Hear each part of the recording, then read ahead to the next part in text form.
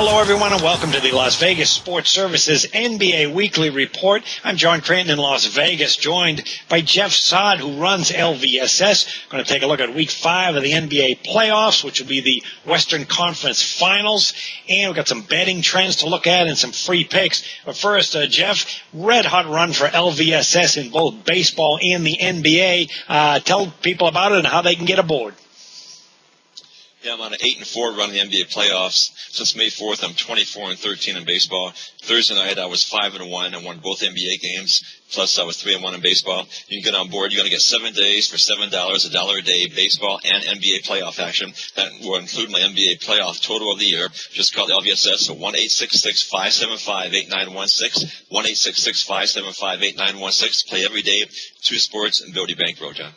Okay, very good. Well, let's talk about this Western Conference Finals coming up. The Memphis Grizzlies, a surprise number 5 seed against the San Antonio Spurs. Now, Game 1 is going Sunday, and we've seen some line movement on it. Spurs open 5, quickly down to 4. The total also down a little bit from 184 to 183.5. They're going to be down in San Antonio for the first 2 games, and what you really have is a contrast of styles. We know Memphis is going to want to play that slow defensive pace that they like to do for Lionel Hollins, and the Spurs, they can go up tempo with their depth. So really, what's the key to the series, and who's going to control this tempo early on?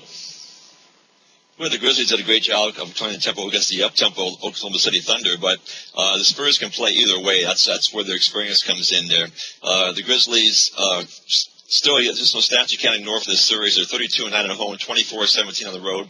They're number 1 in the NBA in points allowed, 89.3 points per game. But still, you're going to have the first round. The Grizzlies played the Clippers. Clippers had some injuries. Blake Griffin was out, or had some injuries. Then they had Thunder without Russell Westbrook. So the jury is still out on the Grizzlies advancing past this round. I'll give the slight edge to the Spurs. I think they're probably winning like 6 games. But it should be a pretty good series. The Spurs shot, their shooting was really off in this series against the Warriors, although they managed to. Last Sunday they should have won that game, but they missed a ton of free throws.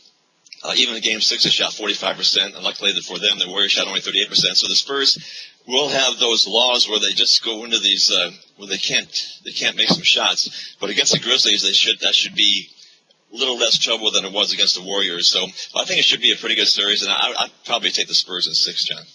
Yeah, the Spurs surprised me in this previous series against Golden State. I mean, as far as tempo and style are concerned, the Spurs can play any style. They're 4th in the NBA in points scored, tops in assists, so yeah, they can run with their depth.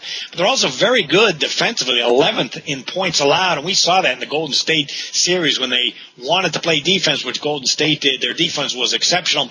And here's the thing, they kind of played possum or were out of sync in those first 2 games because they were a 9-point favorite in Game 1. Golden State really outplayed them in that first game. The Spurs were lucky to win in double OT, split the first 2 games, and then when they went to Game 3 at Golden State, really everybody in the world looked at it and said, well, Golden State's the better team. They played better in the Alamodome. Here they're coming home.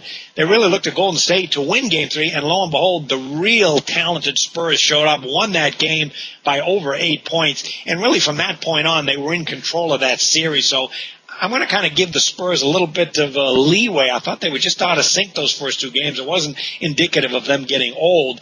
This presents a new challenge, but another factor, sort of a subtle factor that really impressed me about the Spurs was Thiago Splitter. Here's a 7-footer who hadn't been in the lineup for much of the last couple months because of injuries.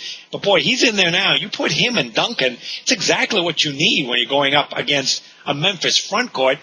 And when I look at Memphis, boy, it's amazing that they got here, but I'm not going to cut them too much slack other than their defense simply because I thought they were kind of lucky getting here. They played an LA Clipper team that I thought would beat them, but, boy, the Clippers, as you mentioned earlier in the season, Clippers just are only good when they're healthy, and they weren't. They broke down with injuries. And then they kind of lucked up, too, playing Oklahoma City when they lose their point guard. So I think the Spurs have a significant edge here, and I say they're probably going to take this in 5 games. If you like to look at some spread trends, when Memphis, the slowdown team, plays the Western Conference, 21-10 under the total.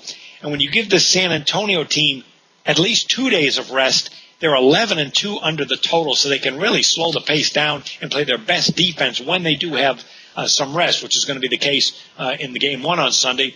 And also the Grizzlies, they're on a terrific run, 17-4-1 ATS overall. But also when you give the Spurs more than 1 day of rest, 2 days of rest, 14-4-1 against the spread, so they are also outstanding. And take a look at the head-to-head matchup. Last 8 meetings between these teams, 6-2 under the total. Memphis just 2-6 against the spread when they faced the Spurs, and just 1-3-1 against the spread in San Antonio.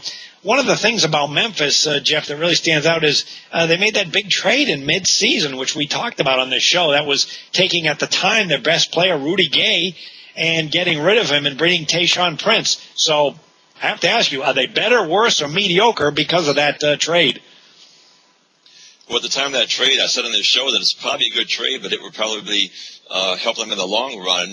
But I didn't think it would work this fast. I thought it would take a year or so to get the chemistry right for the team. But boy, it certainly worked out well. Rudy Gay was the leading scorer on the team, but he only shot about 42%. And defensively, Tayshaun Prince has been a godsend. He guarded Kevin Durant half the time in the first 3 games of the series, and about 2/3 of the time the rest of the time, and that was very important. Without that, they might not have won the series. So it was a tremendous trade for Memphis, not only for helping them to get this far in the playoffs, but they still have some room on the salary cap that they can improve the team in the offseason, John.